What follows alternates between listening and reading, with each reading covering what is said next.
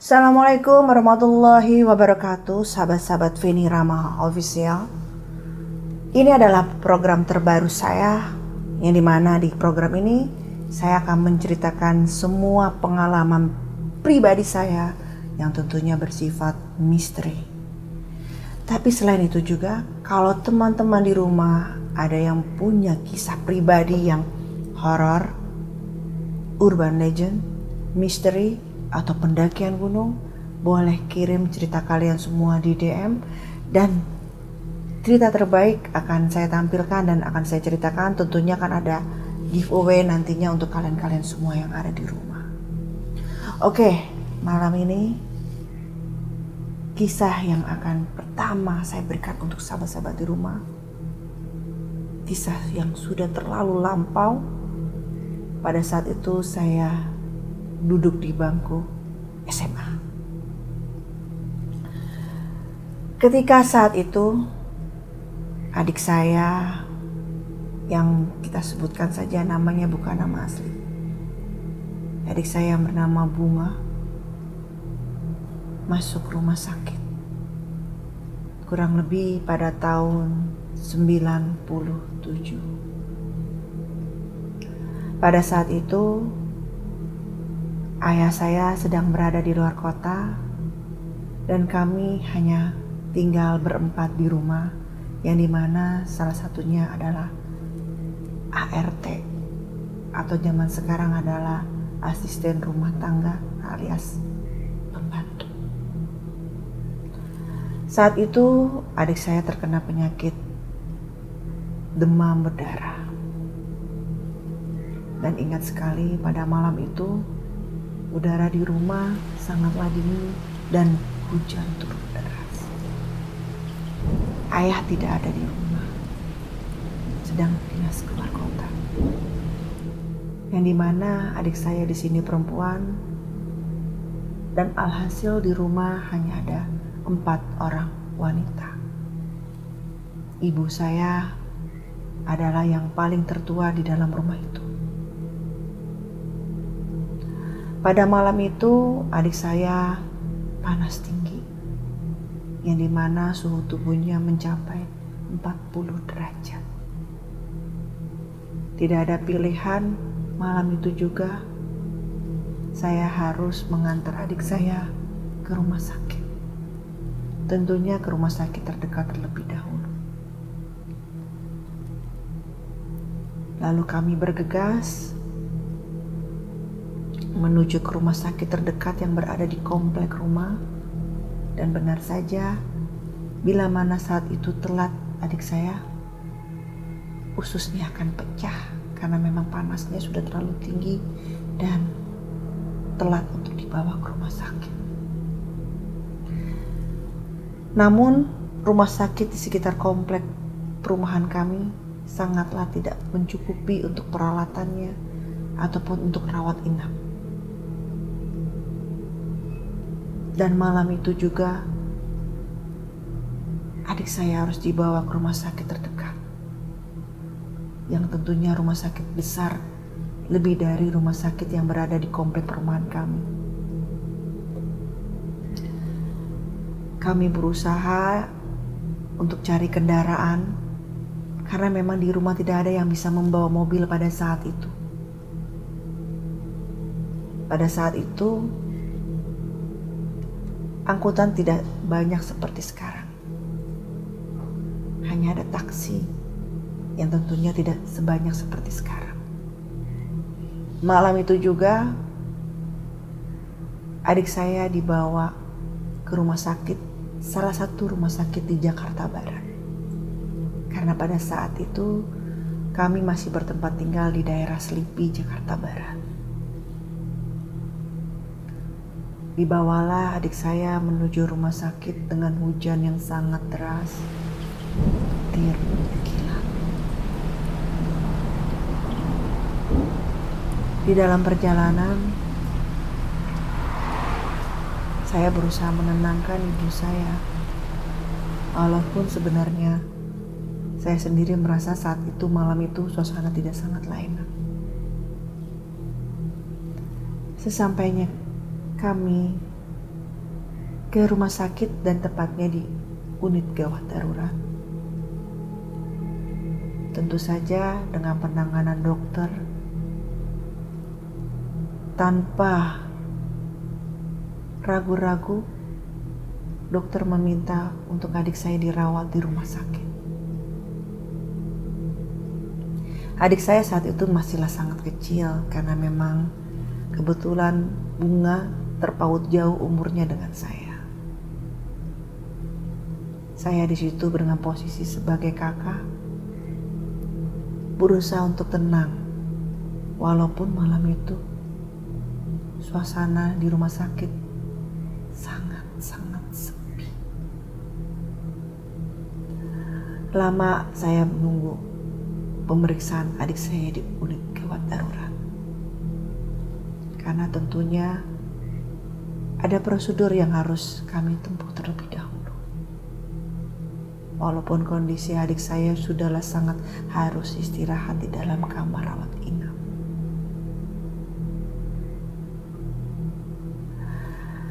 Singkat cerita, dapatlah kami kamar untuk adik saya. Tentu ibu saya sangat senang. Alhamdulillah, adik Musa tidak dapat kamar. Saya senang karena memang saat itu dokter spesialis sudah tidak ada. Hanya ada dokter umum unit gawat darurat. Besok paginya dokter spesialis baru akan hadir. Untuk penanganan pertama, adik saya ditolong di unit gawat darurat oleh dokter umum. Teriakan ibu saya membuat yang tadinya saya ngantuk, akhirnya saya senang kembali. Lalu dibawalah adik saya menuju kamar inap. Disinilah mulai cerita yang sesungguhnya. Di dalam perjalanan dengan tidur dorong seperti layaknya di rumah sakit menuju kamar inap, saya, ibu saya, dua suster yang satunya berdiri di sebelah tempat tidur yang sedang didorong menuju lokasi kamar. Tapi suster yang satunya hanya mengikuti di belakang kami. Jalanlah kami menuju lorong terus. Dan memang ternyata dari unit gawat darurat tersebut menuju kamar sangatlah jauh.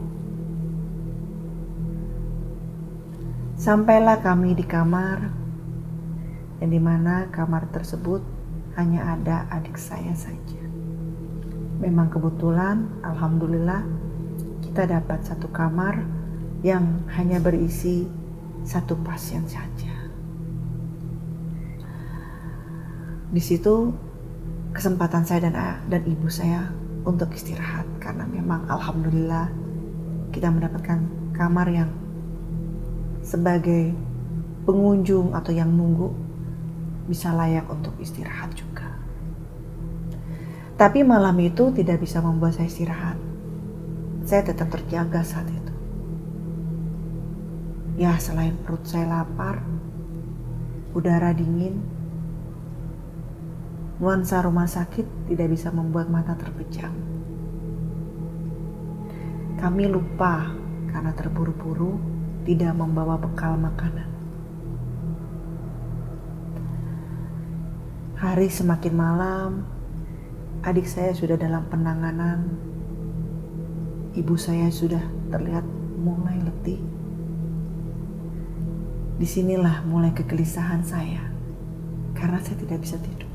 Mata berusaha dipejamkan, tidak bisa tidur. Saya baca majalah, komik, karena pada zaman dulu mungkin media tidak seramai seperti sekarang. Tidak bisalah tidur. Yang saya bisa hanya saat itu membaca dan menonton TV.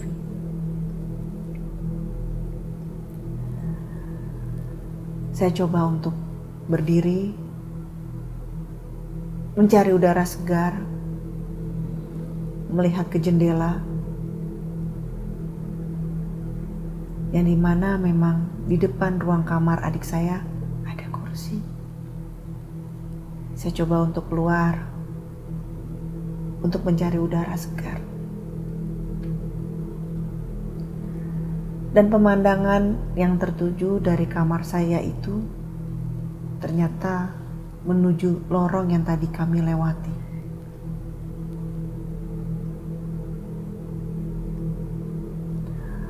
Dan saya melihat ada seorang pasien yang sedang didorong juga di tempat tidur, layaknya rumah sakit seperti adik saya yang menuju ke kamar. Dan saya juga melihat satu suster yang berada di samping tempat tidur dan satunya lagi berada di belakang. Pemandangan itu seperti pemandangan saya tadi ketika saya mengantar adik saya. Saya lihat suster yang satu ini sangatlah memang berhati-hati memegang tempat tidur itu, berusaha bagaimana mengarahkan tempat tidur itu untuk jalan agar tidak terpleset. Suster yang satu ini yang membuat saya bertanya dalam hati, mengapa dia selalu posisi di belakang, seperti dia mengantar adik saya. Tapi pada saat itu saya berpikir, mungkin ini suster senior yang mengawasi junior yang sedang bekerja pada malam itu. Dari lorong tersebut sampai di ujung jalan saya perhatikan, karena memang posisi kamar saya dapat melihat perjalanan itu semua. Saya kalau cerita ini merinding. Di sini mulainya. Ketika pasien tersebut berjalan bersama suster yang mengiringi, di situ belum ada saya melihat keanehan. Saya berusaha untuk berpositif thinking. Namun ketika berpapasan dengan dua belokan, yang pertama lurus, yang harusnya ada dua jalan, lurus dan belok kiri.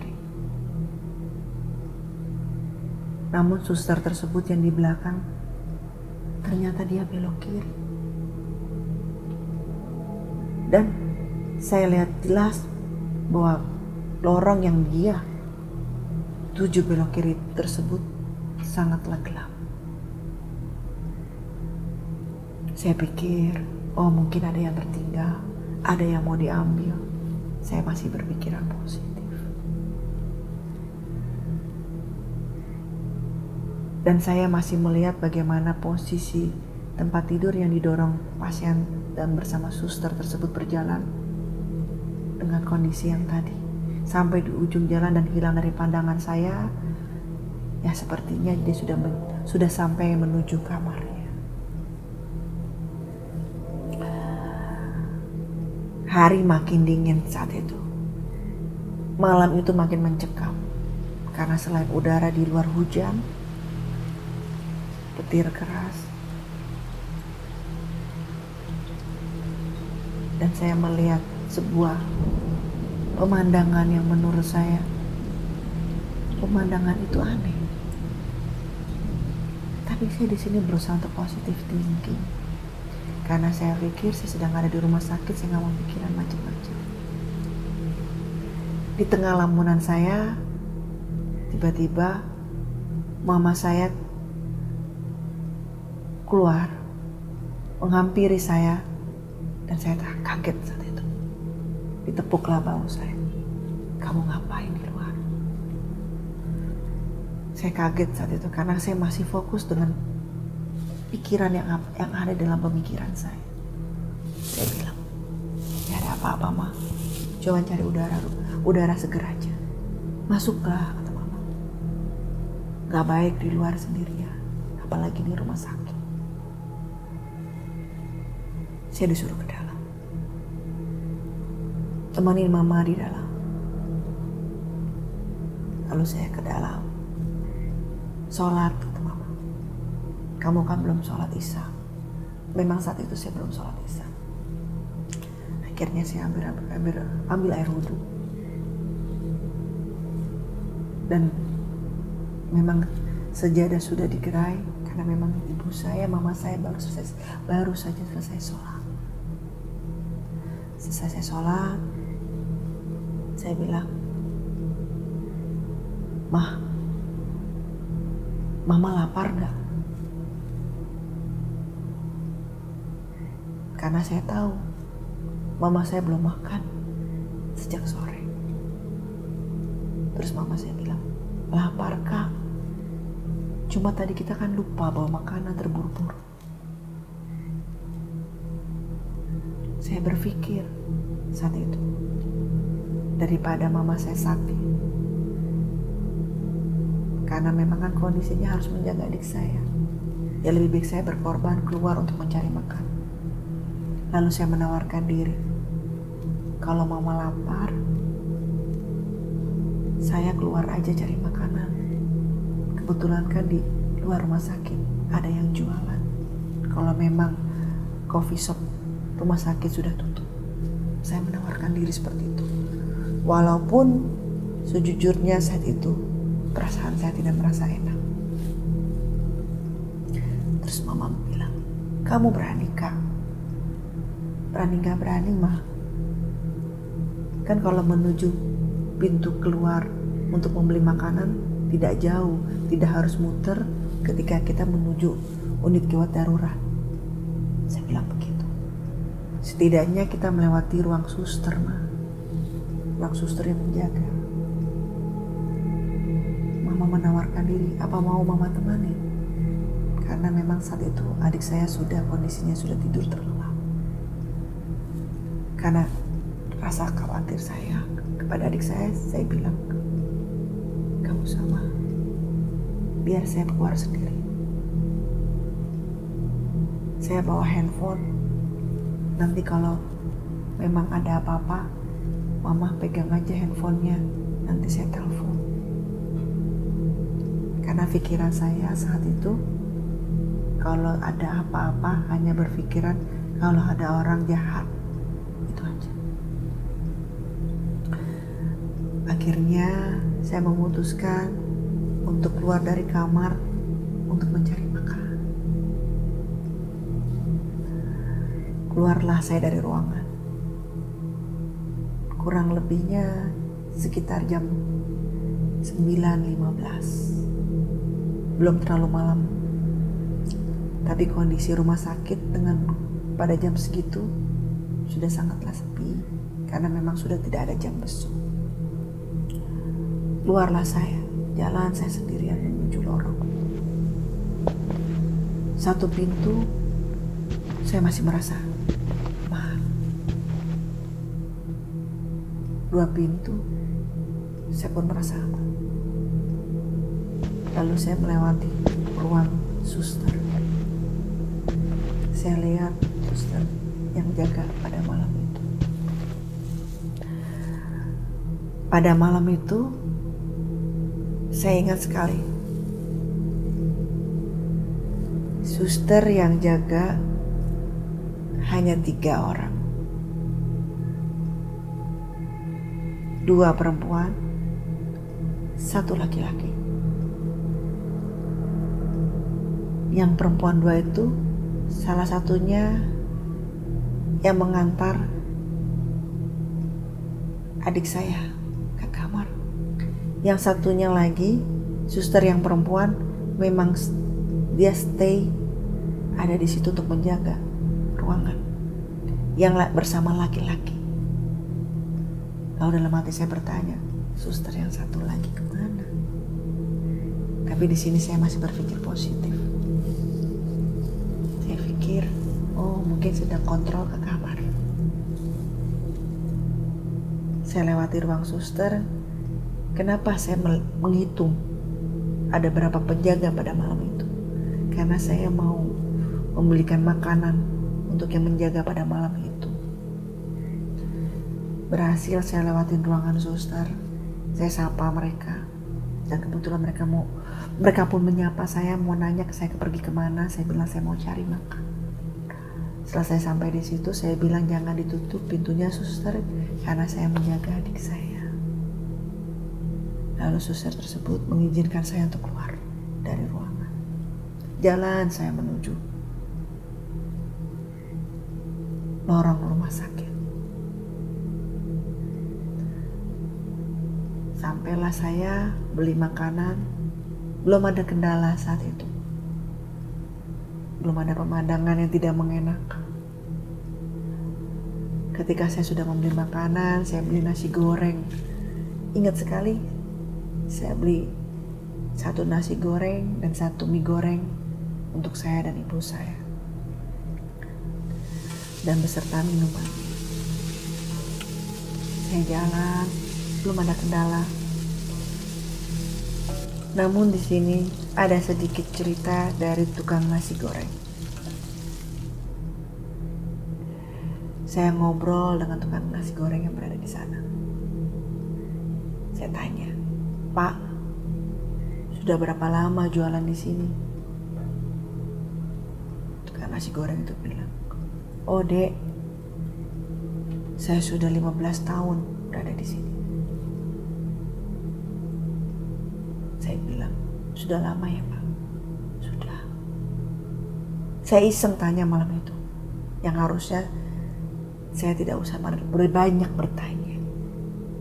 Saya bertanya, "Pak, selama Bapak 15 tahun di sini, pernah nggak ada kejadian yang menakutkan Pak?" Lalu tukang nasi goreng itu berkata, "Gak usah ditanya, kamu masih ada di sini, Pak Mali." Dia bilang gitu. Namanya saya saat itu masih sangatlah belia, masih SMA kelas 1. Mana bisa dengar penjelasan seperti itu dengan bahasa Pak Mali. Semakin kita dilarang untuk tidak mengetahui, semakin saya mencari tahu. Maksudnya gimana Pak? Adik masih ada di sini, Pak Mali. Kalau diceritakan, gak baik, gak enak kalau diceritakan. Saya bingung kan, kenapa Pak? Saya bilang gitu, "Udah, adik balik aja ke kamar." Balik. Saya merinding kalau dengar cerita. "Udah balik." Situ tukang nasi gorengnya lebih tegas. "Balik, udah balik. Gak usah ngeliat. Lurus, Pak."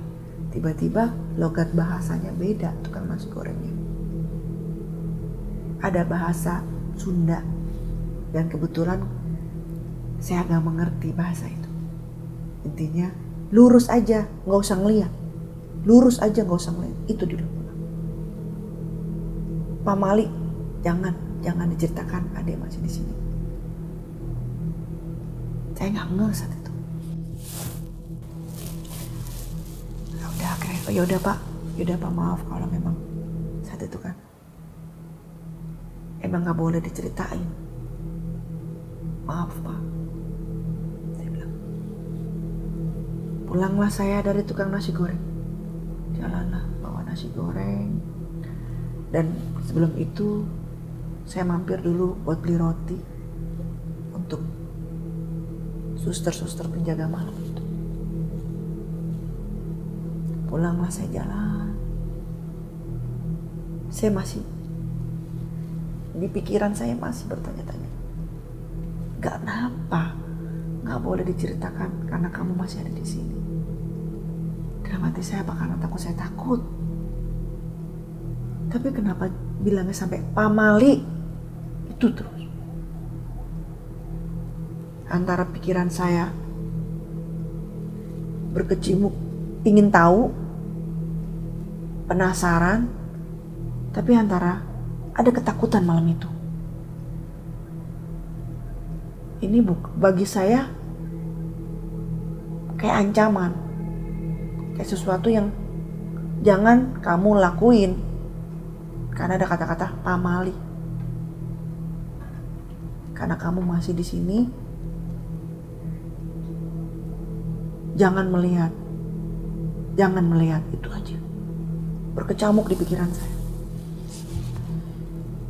Sambil saya berjalan bawa nasi goreng, bawa mie goreng, bawa roti. Itu yang ada di pikiran saya. Sampai saya jalan hari pertama itu. Sampai di ruang suster yang tadi saya bertemu dengan para suster. Saya berikan roti. Sampailah saya di kamar. Malam itu kondisi masih aman. Saya makan dengan lahapnya bersama mama saya. Dan saya pun juga memang sangat lapar malam itu. Selesai makan, saya duduk istirahat sebentar lalu saya tertidur. Malam itu kami lewati dengan aman. Tidak ada gangguan. Karena kami berpikir mungkin karena selain itu juga kami capek malam. Esok harinya, dan memang alhamdulillah pada saat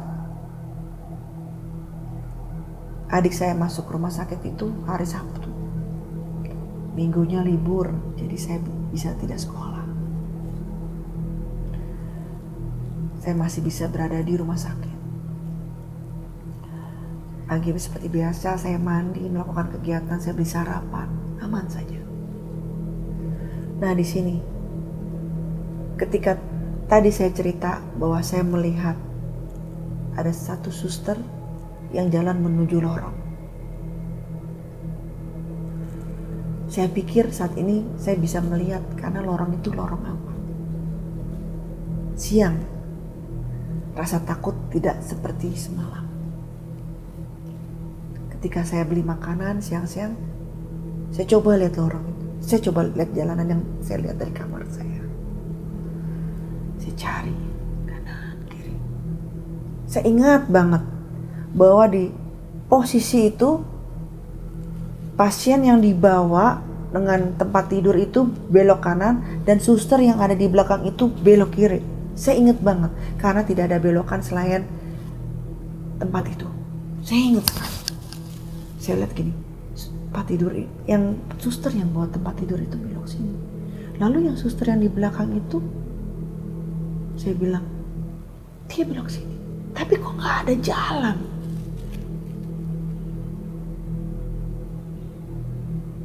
Sampai saya bertanya, apa saya lihat? Salah lihat. Sampai saya tuh diri di situ, saya celengak, tengok. Saya pastikan dan saya bisa melihat dari bawah situ ke atas kamar tempat adik saya dirawat. Oh, adik saya dirawat di sana. Dan jelas sekali bahwa malam itu yang saya lihat posisinya adalah berada di situ. Gak mungkin kemana-mana. Pas saya lihat gak ada jalan, gak ada lorongan, hanya tempat duduk, satu ruangan aja. Ya udah ruangan terkunci, udah itu aja. Gak ada lain yang jalan orang yang saya lihat pada malam itu, gak ada. Di situ mulai saya, apa saya melantur? Apa saya memang efek capek? Atau efek? Ya karena di pikiran saya udah rasa takut. Coba untuk berpikir untuk positif lagi. Saya bilang, oh mungkin saya capek. Jadi pandangan saya rada-rada ya gak jelas gitu. Udah saya gak mau capek pikir, saya bilang yaudah akhirnya saya jalan.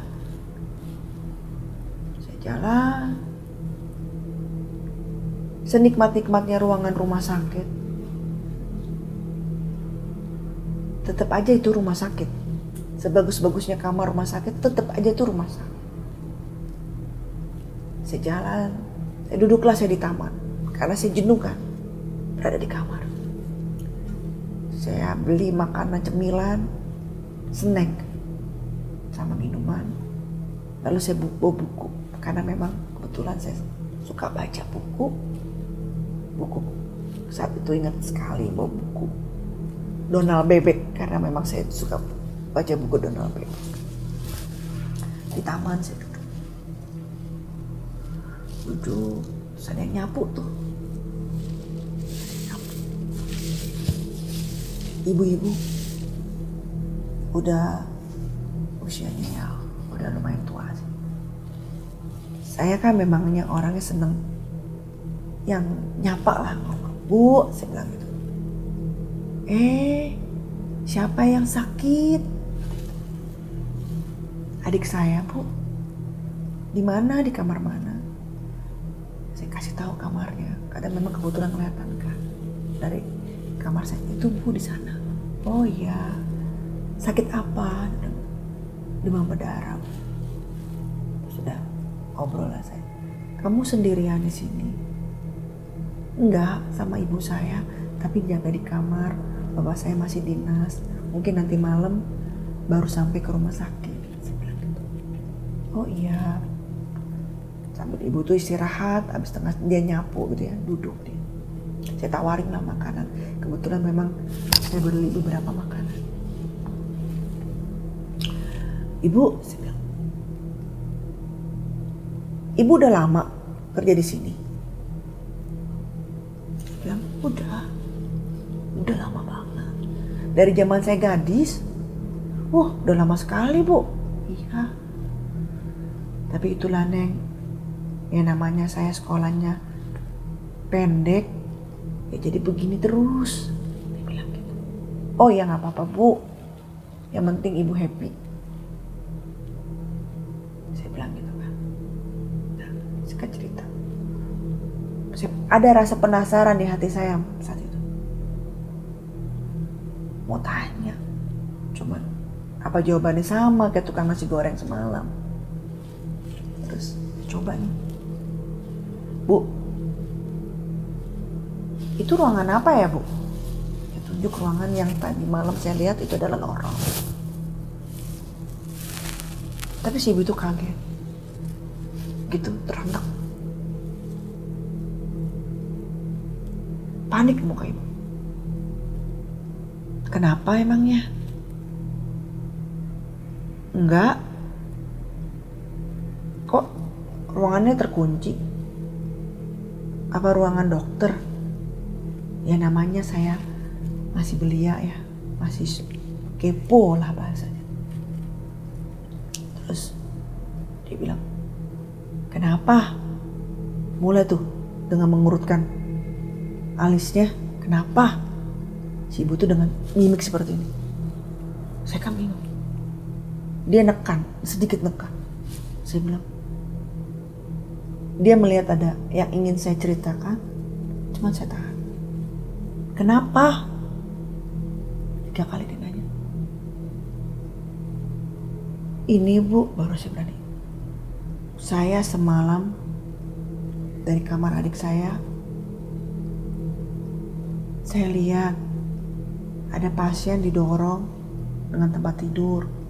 Satunya susternya ada di sebelah tempat tidurnya bantu mendorong bersama keluarga pasien tersebut. Satunya lagi suster itu hanya diikuti di belakang. Begitupun dengan waktu saat nganterin adik saya. Suster yang satu mendorong, yang satu lagi di belakang. Saya hanya melihat langkah kakinya sekilas, Bu. Sekilas kayak bajunya. Bajunya seperti suster. Tapi karena kita jalan buru-buru, cepat, jadi tidak fokus untuk melihat ke belakang. Terus, apalagi yang kamu lihat? Nah, yang pasien yang tadi saya lihat itu, Bu, suster yang bawa tempat tidur ke kanan. Ke sini nih, Bu, saya tunjuk ke jalannya. Menuju ruang rawat inap. Tapi suster yang satu menuju lorong ini, Bu. Ketika saya bicara masalah lorong dengan si ibu sapu taman, dia kaget. Astagfirullahaladzim, teriak dia begitu. Langsung saya diginiin. Kan namanya saya masih SMA. Astagfirullahaladzim, langsung saya digini lagi 2 kali. Astagfirullahaladzim, 3 kali saya bilang, Merinding saya kurang tidur. Terus saya baru tuh ngerasa ini ada yang aneh nih.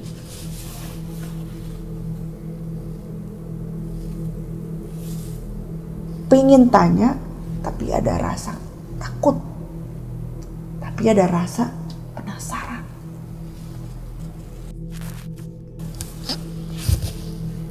Tambah lagi, pas saya cerita, si ibu 3 kali ngucap istighfar sambil ngelepin muka saya begini. Dan saya pada saat itu gak marah. Yang namanya tiba-tiba diginiin gitu. Malah saya tanya, kenapa Bu? Ya Allah, saya bilang gitu kan. Ibu kenapa sih Bu? Emang apa yang saya lihat malam itu?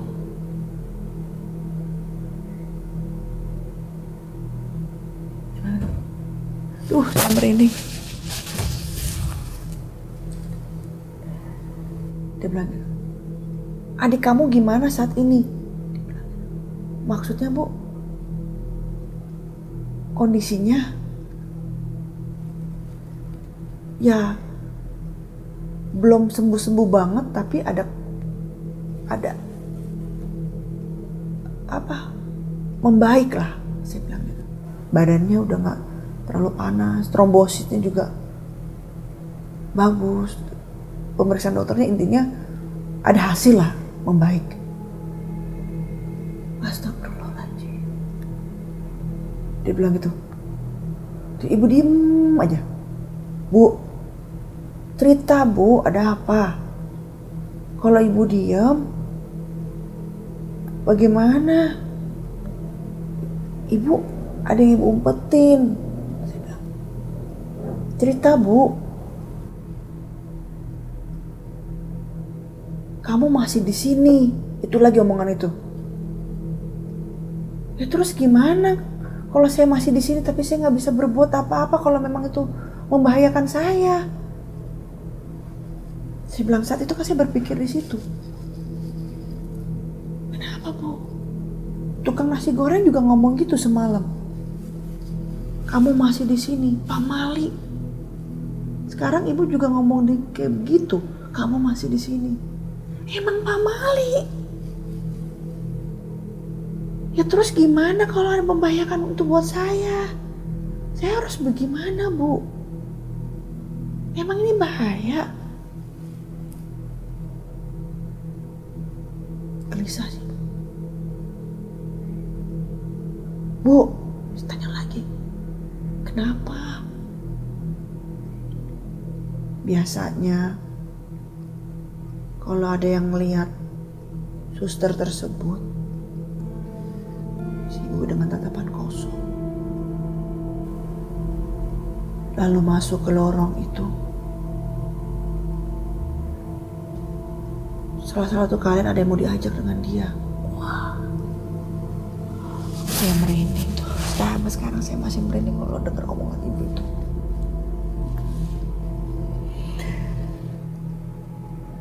Teman-teman bisa bayangin, dengan kondisi saya masih SMA, dengar peringatan seperti itu, speechless. Saya nggak bisa ngomong apa-apa, diam. Cuma bisa ngomong, terus apa yang harus saya lakuin? Sekarang saya nggak tahu. Saya masih sangat beli. Saya mau cerita ke mama, itu bukan solusi. Saya cerita mau ke adik saya, apalagi cerita ke papa. Gak mungkin. Berkecamuk pikiran saya ketika mendengar ibu itu ngomong.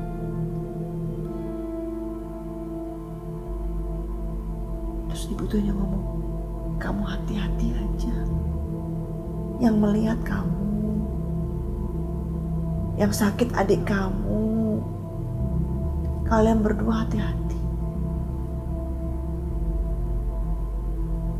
Kalian saling menjaga.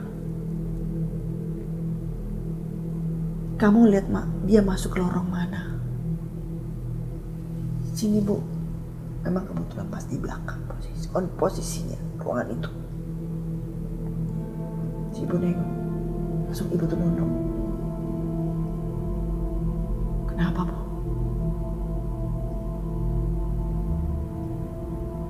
Terus si ibu itu punya kayak apa ya? Kayak kalung bawang putih. Kecil, bawang putih yang dikeringin. Bawang putih tunggal. Kayak dikeringin gitu. Di kantongnya. Terus kasih ke saya. Bawa ini. Pegang. Terus ibu tuh bisikin ke kuping saya. Dia gak suka bau ini. Siapa? Saya bilang gitu. Si ibu tuh, dia yang kamu lihat. Dia gak suka bau ini. Simpan. Terus kaget kan. Yang saya lihat malam itu berarti bukan suster beneran, Bu. Ya kan? Saya bilang gitu. Saya tanya kayak gitu. Si ibu jawab. Benar. Dia bukan suster benar. Dia bertanda. Dia mengajak.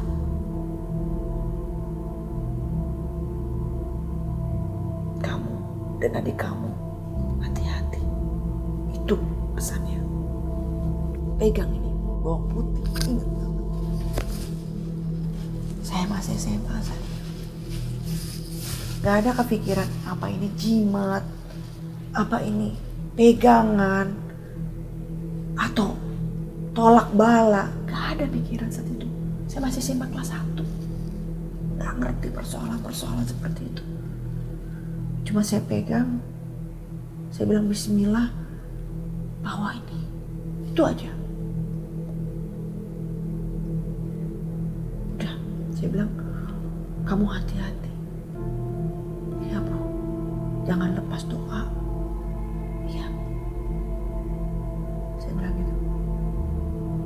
Bu, saya tanya. Karena saya ngerasa ada yang merhatiin.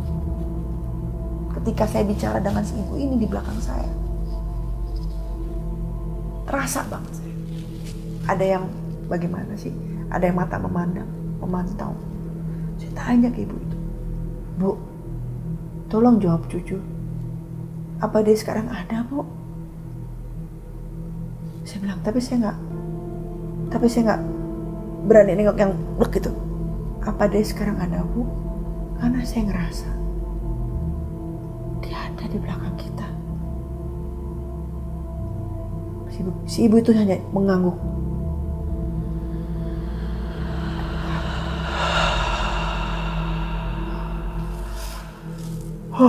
Saya bilang. Ibu itu bukan jawab lagi ada, tapi itu ibu itu jawab.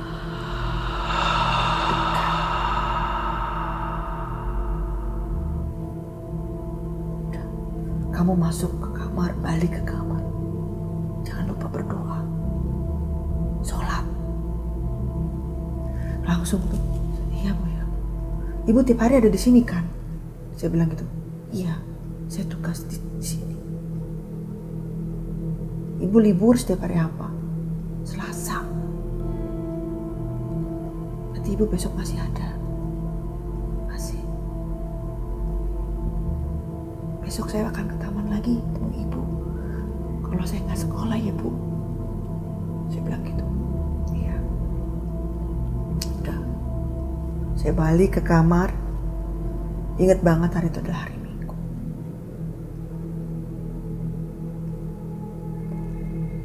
Saya balik. Niat saya hari Senin saya nggak sekolah. Karena saya pikir kasihan mama Kalau papa ada, mungkin kan bisa ditemani mama. Mbak juga ada di rumah sendirian. Lalu saya ke kamar, saya rahasiakan omongan itu ke ibu saya, ke mama. Saya rahasiakan. Saya cuma bilang ke adik saya untuk banyak doa. Doa saya bicara, cepat sembuh, biar kita cepat pulang nih, jalan-jalan. Itu aja. Terus saya bercanda sama ibu saya coba untuk melupakan omongan yang tadi.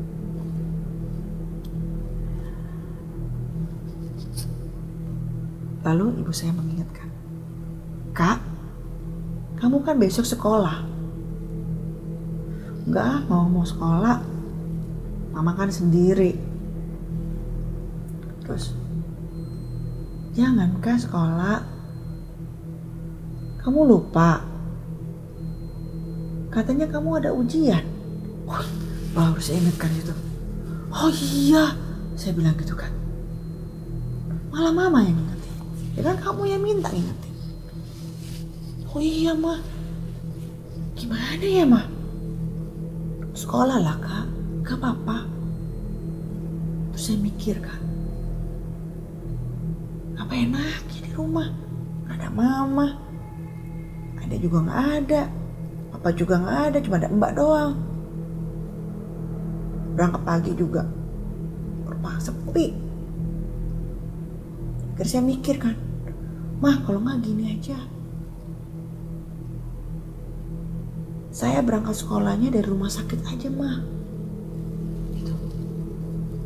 "Ya terserah kamu, kalau kamu gak repot beresin buku. Berarti kamu harus pulang dulu, ambil buku, ambil tas, ambil baju sekolah." "Ya gak masalah sih Mah. Daripada cuma berduaan doang sama mbak di rumah." Saya bilang gitu kan. Terus, "Jadi gimana?" kata mama.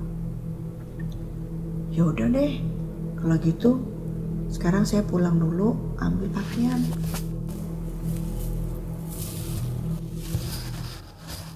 Ambil baju, seragam, terus sama tas, buku, gitu kan. Terus, ya udah pulang lah saya. "Mama ada mau titip nggak?" "Ya bawa aja pakaian dalam." Nah, pulang lah saya, naik taksi. Pulang, sampai di rumah, ketemu mbak, dibantuin sama mbak apa yang harus diberesin. Udah, saya pulang.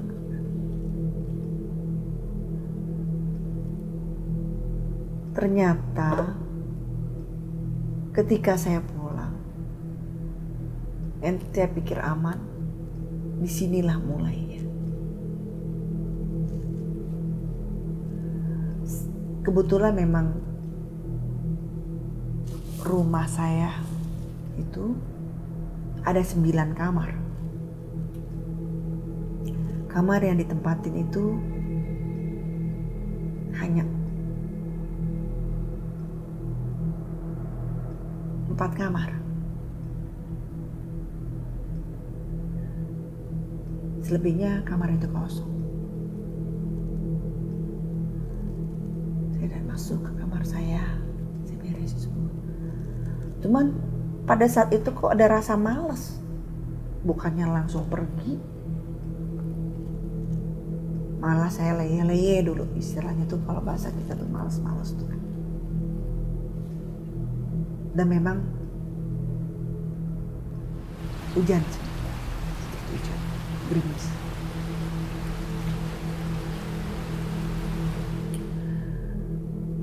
Saya bilang ini, "Mbak, panggilin taksi deh. Kalau nunggu hujan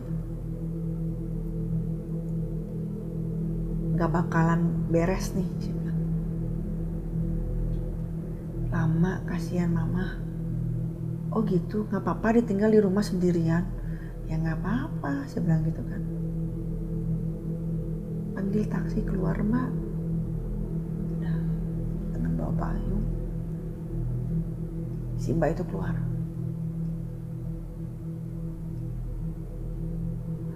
Ketika itu, saya duduk kan di ruang tamu. Bukan di ruang tamu, di ruang tengah. Memang kan sofanya seperti itu, saya duduk gitu.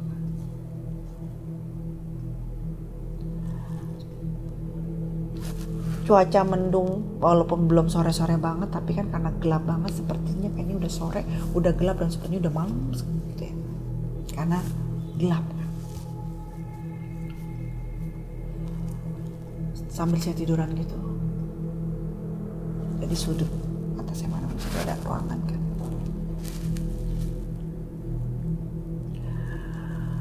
Pas saya tidur ini, loh, karena saya kan lagi baca kan, set, lewat. Saya bilang, oh papa udah pulang. Tapi kok nggak nyapa saya? Apa karena nggak ngeliat ada saya di dalam? Lalu saya kejar dong, saya samperin karena dia langsung masuk ke ruangan gitu. Kok papa pulang nggak nyamperin saya? Ya saya tunggu tuh, saya masih tiduran. Saya diam aja. Ya memang jelas papa. Saya kan inget wujud papa saya seperti apa kan.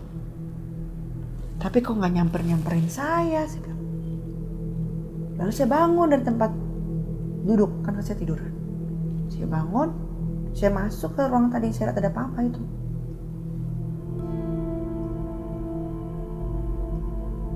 Tahu nggak apa sih ini lihat? Pas saya masuk, nggak ada tuh sosok papa yang tadi saya lihat jalan.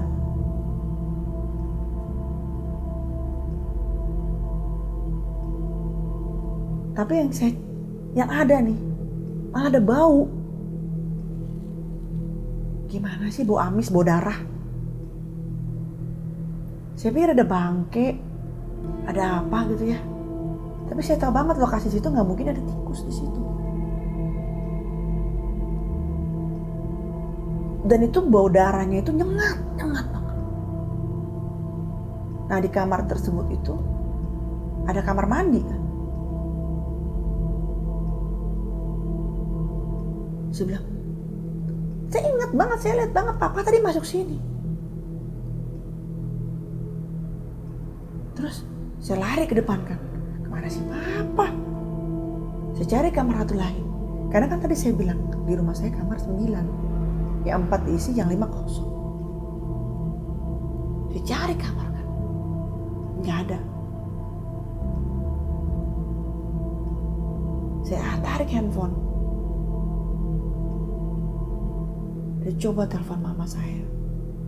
Saya bilang, "Mah, papa udah pulang?" "Pulang apa sih?" Terus, Enggak, bukan ke rumah sakit. Papa udah pulang ke rumah." "Apaan sih, Kak?" Aku bilang, "Enggak, tadi aku ngeliat orang kayak papa, Mah, masuk rumah." Kamu hati-hati," kata mama. "Kok hati-hati?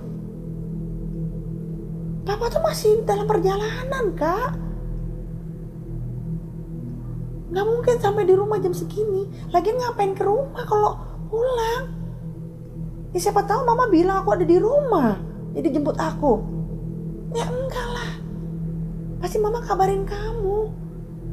Kamu hati-hati." Pikiran mama tuh takutnya ada orang jahat. Aku salah lihat gitu, laki-laki soalnya kan. "Kamu hati-hati, coba kamu keluar." Langsung kan aku lari keluar. Aku lari keluar diri aja duluan. Duduk aja, aku lari ke pekarangan, aku merinding nih kalau begini. Akhirnya aku lari dong keluar. Duduk aja deket perkarangan depan situ sambil nunggu si Mbak kan. Karena aku takut, jadi aku parno juga pikirnya. Jangan benar kata mama, takutnya orang jahat masuk, mau maling atau apa. Gak ada kepikiran yang apa-apa gitu kan. Aku duduk aja di situ. Wah gila.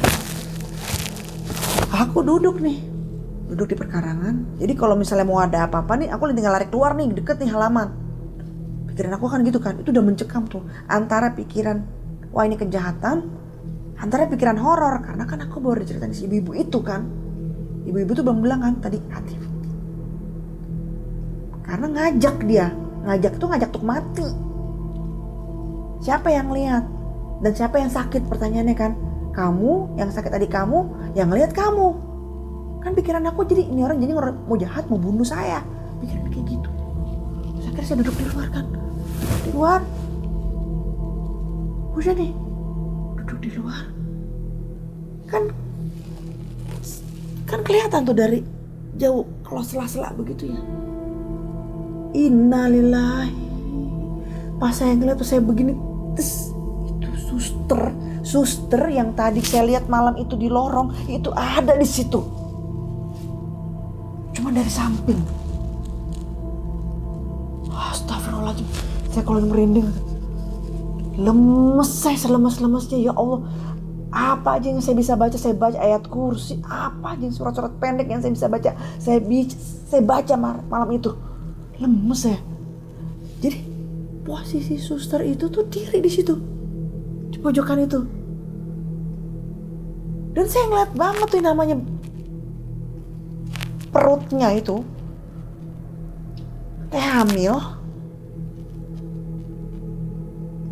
Cuman kakinya tuh darah-darah semua.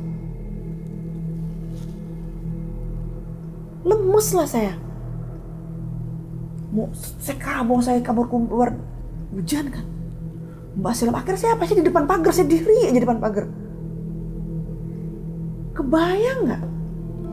Hujan, mendung itu gelap segelap-gelapnya. Bau amis dan melihat suster lagi hamil dari samping dan itu darah semua. Memang sih dia nggak langsung depan muka begitu, tapi kan dari samping. Lemes ya.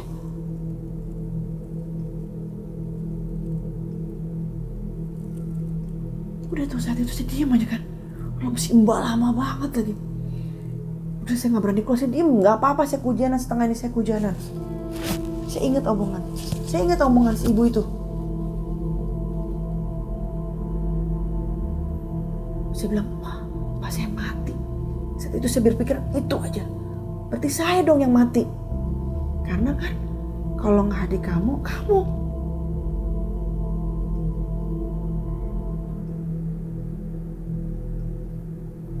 Nah, ada sedikit cerita saya lupa.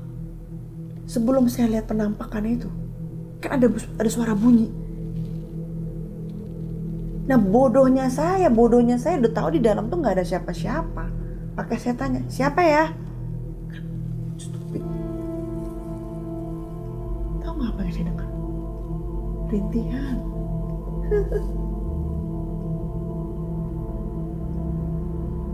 Dan bodohnya saya masih begitu. Jelas banget suaranya.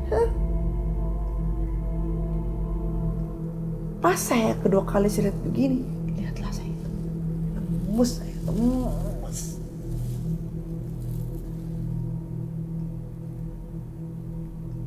Udah saya baca segala macam itu kan. Nah, gak lama kemudian taksi datang. Si Mbak kaget kan, kafe ini ngapain di luar begitu? Nggak apa-apa. Terus lama ya saya ya? Oh, iya, udah ambil barang saya. Saya langsung ke rumah sakit ya. Kenapa sih kak? Nggak apa-apa. Tadi mama telepon saya suruh cepet. Karena saya nggak mau cerita dong sampai si Mbak takut. Akhirnya saya keluar, saya naik taksi. Udah tegang dong saya di situ. Diam ya. Kelihatan kali ya sama tukang taksi muka saya masih tegang, masih muka ketakutan gimana sih, saya ngeliat banget.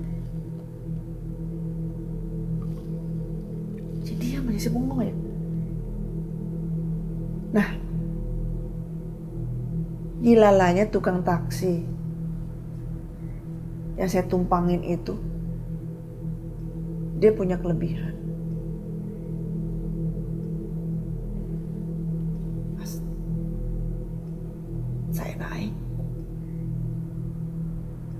tukang taksi ngomong lagi, Allahu Akbar, Allahu Akbar. Saya makin bingung dong, ini kenapa sih Allahu Akbar? Pak, kenapa sih Pak? Saya bilang gitu, ya Allah, itu dong, berat banget ini, berat. Apanya Pak yang berat? Mobil ini berat, Dek. Allahu Akbar, mobil ini berat. Pak, saya bilang gitu kan. Terus akhirnya saya baca dong. Saya baca terus kan udah. Pertama emang cuaca kan dingin kan. Menggigil karena memang udara dingin. Dan menggigil karena memang saya rasa takut gitu kan. Pak, Allahu Akbar. Mobil ini berat deh, berat. Baca dek, baca yang kamu bisa dek, baca gitu aja terus. Udah, si bapak juga baca terus di dalam perjalanan. Baca ayat kursi, Al-Ikhlas, semua dia bacain sama dia. Terus zikir. Ya saya cuma jadi akhirnya sampai saya ketawa saya zikir kan. Udah nih, pas kemudian alhamdulillah kata si tukang taksi itu. Alhamdulillah. Kenapa sih Pak? Ya Allah Dek, kamu gak ngeliat? Dia bilang gitu. Bukannya gak ngeliat Pak, saya bilang gitu kan. Saya cuma berusaha gak mau tahu. Ya Allah Dek, dia bilang gitu kan. Tapi kamu tahu kan? Saya bilang gitu. Terus kamu ngeliat di mana?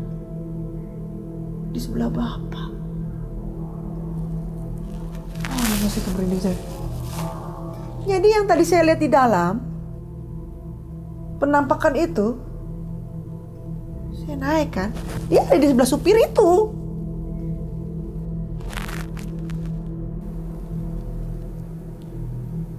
Dengan begitu bengong gitu. Tapi alhamdulillah ketika di tengah perjalanan gak ada dia, pergi hilang. Cuma kata supir itu, Dek, kamu udah ditandai. Datanglah kemana, ke Pak Haji atau kemana, ke orang pintar deh. Kalau saya bisa bantu, saya bantu sekarang. Tapi saya mau nyari nafkah. Gak usah Pak, gak apa-apa. Gak apa-apa, Bapak doain saya aja. Dari jauh udah alhamdulillah. Tapi kamu udah ditandai deh.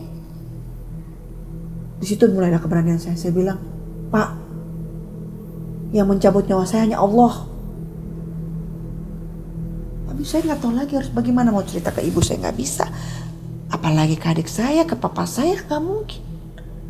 Akhirnya saya timbul keberanian lah di situ. Saya bilang, Pak, saya itu punya Allah. Yang punya saya itu Allah. Yang boleh nyabut nyawa saya Allah, Pak.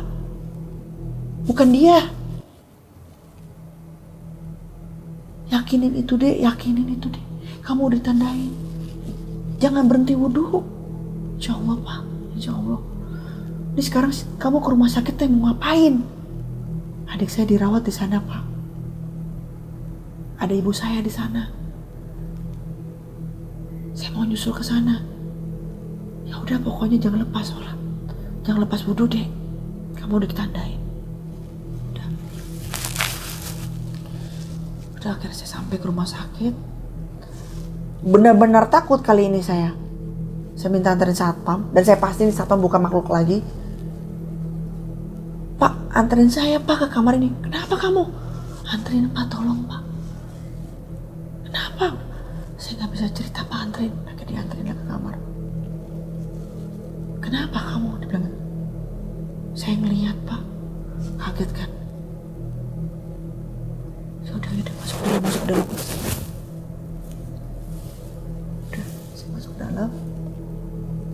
Mama kaget dong ngeliatnya, muka saya pucat sepucet-pucetnya. Udah pucat, mama saya tahu sih, cuman nggak mau jadi drama di malam itu aja. Cuman bilang, mandi Gi, sholat, udah itu doang. Bener saya mandi. Kebetulan memang kan di rumah sakit itu ada air panas. Saya mandi, saya sholat. Saya bilang sama Allah, ya Allah, pada malam itu saya nggak bisa cerita dengan siapa-siapa ya Allah. Ke adik saya, ke ibu saya, ke ayah, papa saya nggak bisa. Cuma bisa ngadu kepada Engkau ya Allah. Jangan biarkan siapapun yang merenggut saya selain Engkau ya Allah. Saya bilang.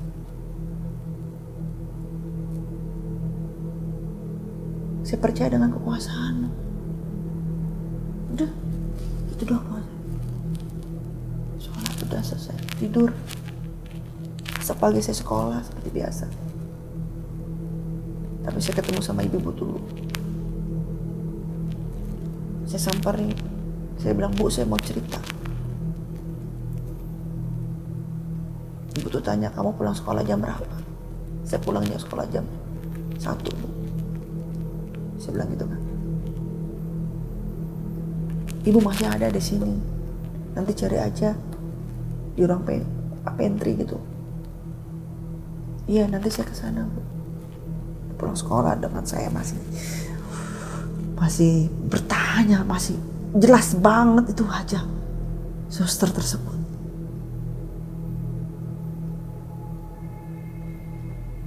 Semangat saya selesai ujian, tutup. Saya temuin ibu itu, tukang sapu. Belum ke kamar, saya langsung temuin ibu itu. Saya tanya, saya ceritain semua kejadian saya yang di rumah, sampai di taksi. Saya ceritain semua, sampai tukang taksi itu ngomong, sampai dia bilang kata saya ditandai. Saya ceritain semua. Lalu si ibu tuh ngomong, kita salah. Salah kenapa, Bu? Saya bilang, tukang nasi goreng itu kan juga udah bilang ke kamu, jangan cerita kamu masih di sini, Pak Mali. Tapi kita malah cerita. Tapi kan ceritanya gak semua, Bu. Dan ibu gak salah, saya cuma mencari penjelasan itu apa. Tapi dia gak suka dicerita. Dan kamu masih di sini. Karena sebelumnya pernah ada kejadian. Sama kayak kamu. Dan dia diikutin kemanapun. Disinilah mulai keberanian saya muncul. Saya bilang, Bu, masa iya saya harus mati tangan dia, Bu? Kalau memang saya harus pulang ya karena Allah, Bu. Saya udah mohon kepada Allah seperti itu. Iya, tapi itu Pak Mali manggil dia. Dia kan ngikutin kamu. Dan benar aja kamu diikutin sampai rumah. Sekarang siapa sebenarnya dia, Bu? Siapa? Saya ngeliat dia hamil. Saya ngeliat darah-darah. Siapa, Bu, dia namanya? Siapa sebenarnya, Bu? Barulah si ibu itu cerita siapa dia. Jadi memang suster itu dulu adalah suster yang bekerja di tempat situ.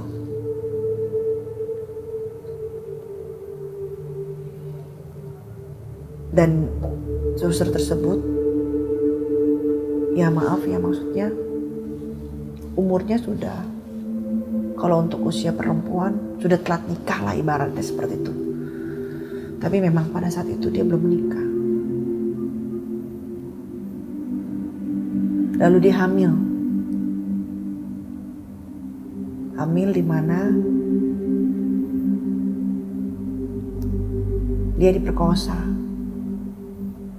Di belakang rumah sakit. Yang dimana lorong tersebut sekarang sudah ditutup menjadi ruangan dan disitulah tempat kejadiannya. Kenapa itu dibangun agar tidak nampak seperti misteri. Karena sebelum bangunan itu dibangun, itu rawan kejahatan. Ya memang penuh misteri karena memang gelap kan tempatnya. Dan disitulah dia diperkosa.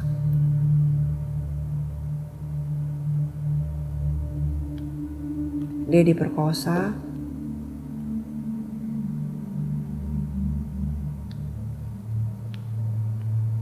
Lalu dia hamil. Dan yang lebih menggemaskan, dengar berita kabar bahwa dia diperkosa oleh dokter yang bekerja di situ.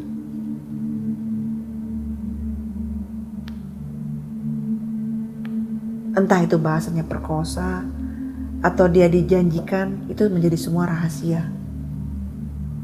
Tapi yang pasti dia hamil.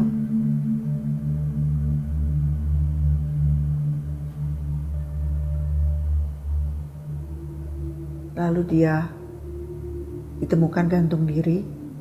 Tapi sebelum itu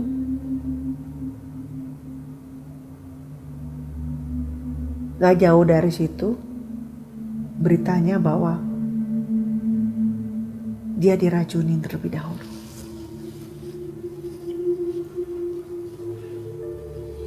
Allahu alam, kasus itu ditutup dan pihak manapun tidak berani mengorek apakah ini murni bunuh diri atau murni pembunuhan. Tidak ada yang tahu.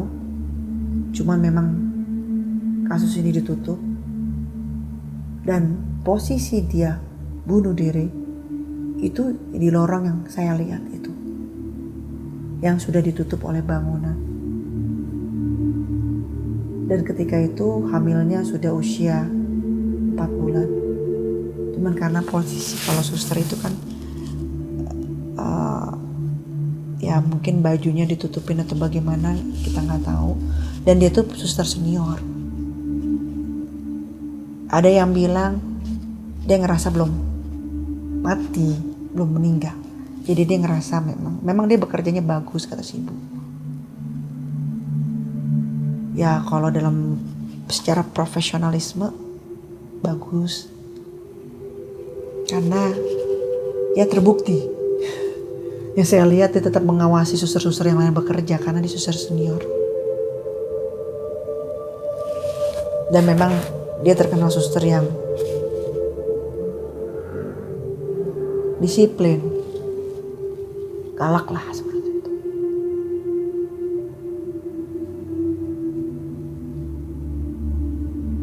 Cuma itu dia, di samping tempat dia bunuh diri ada kertas surat. Disinilah yang menjadi kata muncul Pak Mali, dan dia masih ada di sini.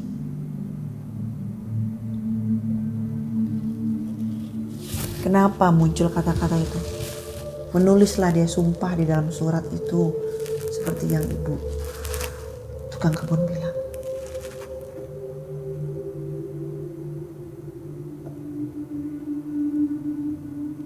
Dia mau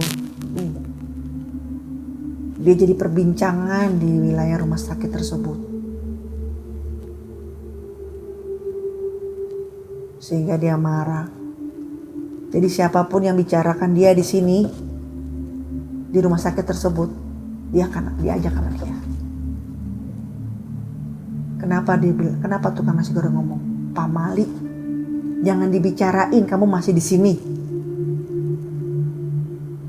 Dan si ibu juga ngomong, kita salah, kita bicarain dia. Jadi ngundang. Cuman kan saya di sini ngerasa nggak adil dong. Ya kalau nggak mau dibicarain, kenapa saya harus melakukan menakin seperti itu? Cuman kata si ibu, ya kamu bisa melihat.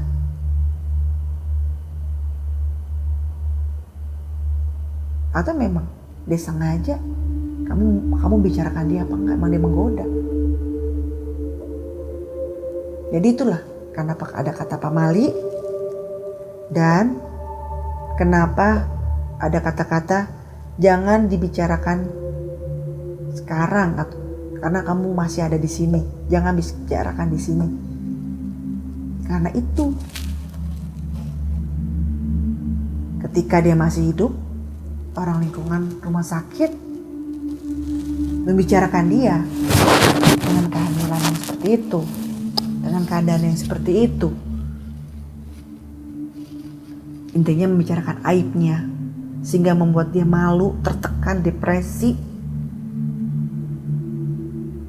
sehingga dia entah kita nggak ada yang tahu, apa dia benar bunuh diri atau dibunuh, kita tidak ada yang tahu. Sehingga dia sebenarnya dia tidak ingin dia dibicarakan. Akhirnya dia bersumpah, ditulis di surat itu bahwa siapapun yang membicarakan saya di sini, dia akan ikut saya. Gitu. Jadi siang itu terjawab sudah. Akhirnya solusi saya punya guru ngaji dan memang kiai saya yang di rumah itu. Saya tegaskan saya harus ketemu dengan kiai saya yang ngajarin saya ngaji, dan memang kiai tersebut, Pak Haji tersebut memang punya kelebihan. Saya ceritakan semua dari awal sampai akhir, saya ceritakan semua. Akhirnya seperti yang beliau juga katakan dan apa yang saya yakini, bahwa engkau milik Allah, kamu milik Allah. Ya, tidak ada satupun makhluk pun berhak atas dirimu, termasuk orang tuamu. Hanya Allah. Di sisi keluargamu pun kamu adalah titipan. Yang berhak atas utuhnya diri kamu hanya Allah. Apalagi kematianmu. Andai pun dia berusaha seperti itu, karena untuk mengoceh keimanan kamu dikocek ibaratnya begitu. Sehingga akhirnya apa? Kamu kecelakaan, kamu bunuh diri, kamu stres, kamu depresi dengan penampilan dia seperti itu. Tapi kalau dia narik kamu untuk ikut sebenarnya, dia tidak akan bisa selama keimanan kamu kuat. Itu kata kiai. Dan berarti benar kan apa yang saya yakini, bahwa kiai ngomong kayak gitu, saya semakin bulat bahwa gak ada yang perlu ditakuti. Dan bukan takabur, cuman yang saya yakini adalah urusan keimanan saya kepada Allah. Namun memang tetap saya ada disyariatin minum. Di beliau malamnya tahajud. Besok paginya ketemu saya dikasih air minum. Saya disuruh minum. Dan saya tidak boleh lepas wudhu. Banyak zikir ya dengan cara Islami. Ya alhamdulillah. Sekarang pengalaman ini saya bisa cerita pada sahabat-sahabat di rumah, dan mungkin saja bisa dijadikan pengalaman. Ambil sisi positifnya, sisi negatifnya dibuang aja. Saya mohon maaf bila ada salah kata. Semoga sahabat-sahabat di rumah suka dengan pengalaman pribadi saya, dan tunggu cerita-cerita selanjutnya. Masih banyak pengalaman pribadi saya yang tidak kalah seram dengan cerita malam ini. Dan jangan lupa nih, kalau ada teman-teman punya cerita yang seram-seram, nggak apa-apa pengalamannya di mana aja, silakan DM saya. Nanti yang terpilih akan saya jadikan cerita saya malam ini. Oke, jangan lupa di like, subscribe, dan share and comment sebanyak-banyaknya. Pamit ya. Assalamualaikum warahmatullahi wabarakatuh.